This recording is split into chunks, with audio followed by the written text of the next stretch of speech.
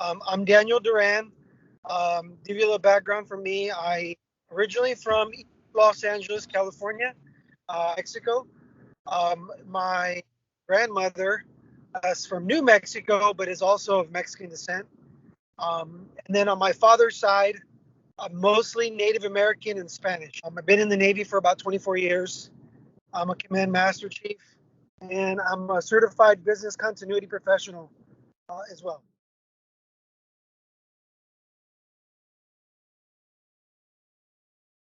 So in East Los Angeles, it was predominantly Mexican or Latin American. So to the point where I cannot recall a single black or white person through my like elementary school years until I moved out of East LA.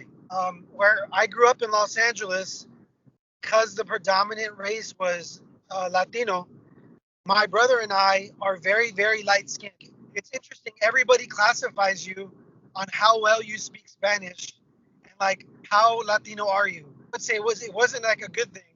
I was treated as like, oh well, they're like, yeah, he's kind of Mexican, but because my Spanish wasn't as good as theirs, and because I didn't look as dark, it's like it's hilarious. It's hilarious how in the little groups we kind of are at each other's necks. So now being in a different group where people are asking me to represent my race, I say, oh, okay, somebody finally accepts me as being Latino.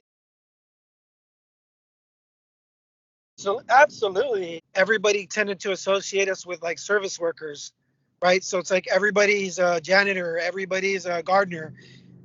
If you're a Latino, you look at TV, you don't see a bunch of doctors and engineers. And but if you look, like literally, if you look at my family, oh man, there's a huge disparity between what people think Latinos are in society and what we contribute and what some of us do. And I think it hurts us because there's the phrase, hey, you can't be it if you can't see it. And so people don't see it, so they don't aspire to be things that they don't see as a possibility. It's a disservice that media portrays us in. You first noticed or learn that Latinos were discriminated against, and like what has been your experience with discrimination? You think I grew up always knowing that there was discrimination. So I was taught um, about civil rights at a very young age. Education played a big role there. But the other thing was my father was a community organizer in Los Angeles. My family actively participated in civil rights related events related to Chicano and Mexican American rights early on. I think I became more aware of the details on it right when I joined the Navy. So I'll give you like two phases. So one, it took me moving out of East LA. So I moved out of East LA when I was 10 or 11 to San Gabriel Valley, and that was an immediate change.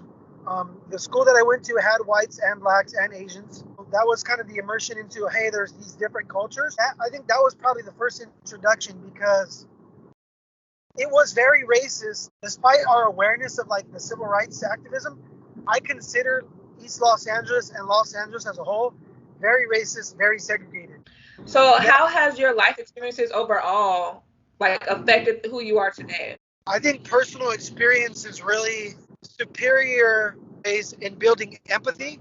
I think it's hard to understand what somebody perceives as like bias or racism or unfair treatment if they've never experienced it or been immersed in it. I'm not saying they can't, but I think for me, it's developed a deeper level of empathy. So my first question is, as a Latino, do you feel like you've ever experienced any form of bias discrimination?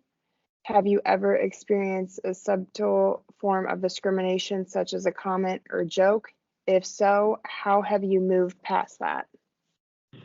So I've experienced it many times, and I've been a witness like racial slurs and jokes and racist comments against Latinos because I was perceived as white. There was a guy who told me that, yeah, I walked out of my house the other day and I saw that my hose and my sprinkler was gone. Um, and I guarantee you, it was those wetbacks that were working on the roof across the street. You know how those guys are. And he's telling me this, not he doesn't realize that I'm Latino at the time. Question 3. How and why do you think treatment of Hispanics has changed over the years? education. To me, it's actually very promising when I look around. Like we have like thousands of students. And much, I see a much better kind of intermixing of races at that level than I do at my level. There's a couple of reasons why. Media really has given us the opportunity to have a better and more immediate understanding of somebody else's plight. Social media and the internet, that's one positive of it. And 4, what could be done to help change viewpoints and opinions of those who discriminate against Latinos? I think personal involvement that kind of immerses you in somebody else's culture. You know, my assertion would be get involved, go immerse yourself. You know, understanding the plight of people who are less privileged doesn't come through watching. The meat is in the doing.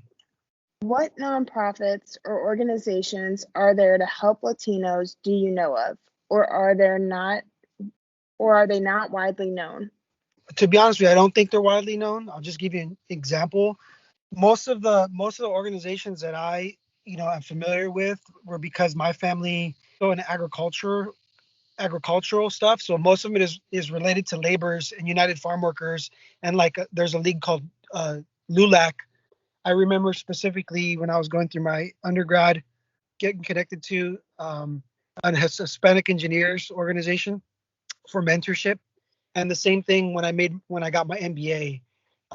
So there's those kind of niched organizations for academics.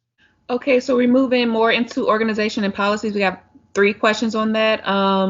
Do you know of any resources or policies that had good intentions of being beneficial to the community, but ended up being harmful or detrimental to the Latino community? I think stop and frisk in general, it is an allowance for law enforcement to make a determination of a threat.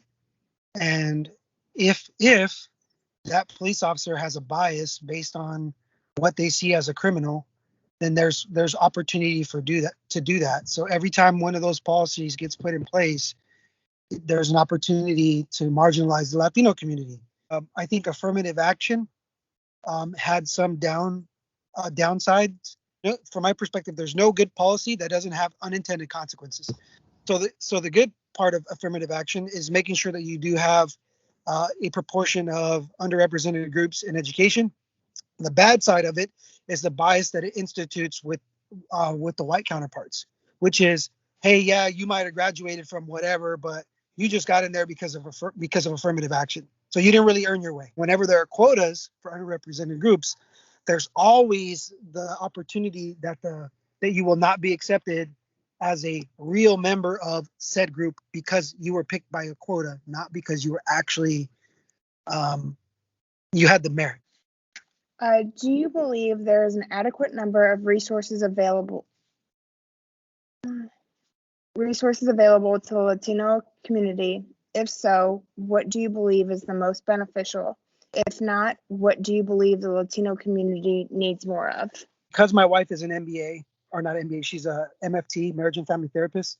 She was doing counseling for juvenile offenders, moms, pregnant juvenile offenders with multiple offenses, who's pregnant with kids, who has whether it's like prostitution, drugs, whatever, these backgrounds. And so who can speak Spanish and relate to that person and really help that family. So I looked, I'm like, I wonder how many organizations do that in South Carolina. I could not find a single one near where we live, not one. Like basic medical needs, the things that we believe that societies thrive on, basic needs being met as a baseline for development and progress in any group. And that group doesn't have it here.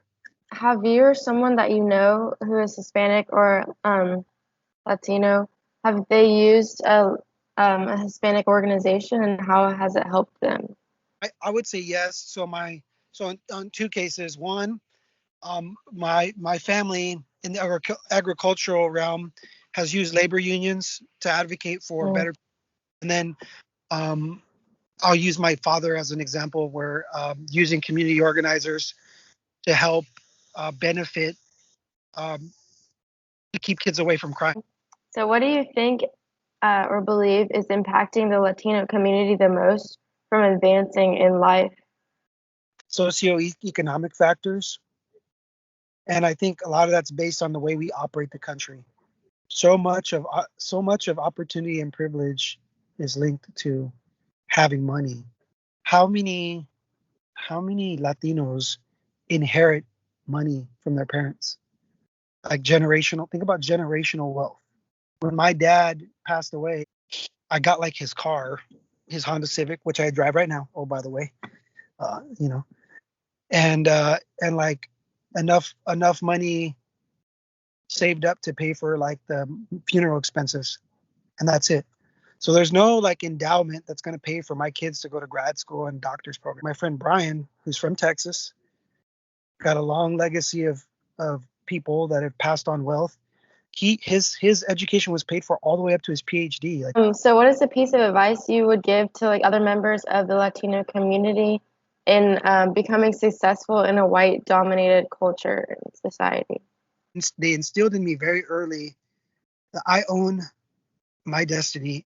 And I think if you can be gritty and effective in the professional realm, the secret sauce is, do you have empathy? Can you treat other people that way? Because those people are the one who are going to say, yeah, he needs to be in charge.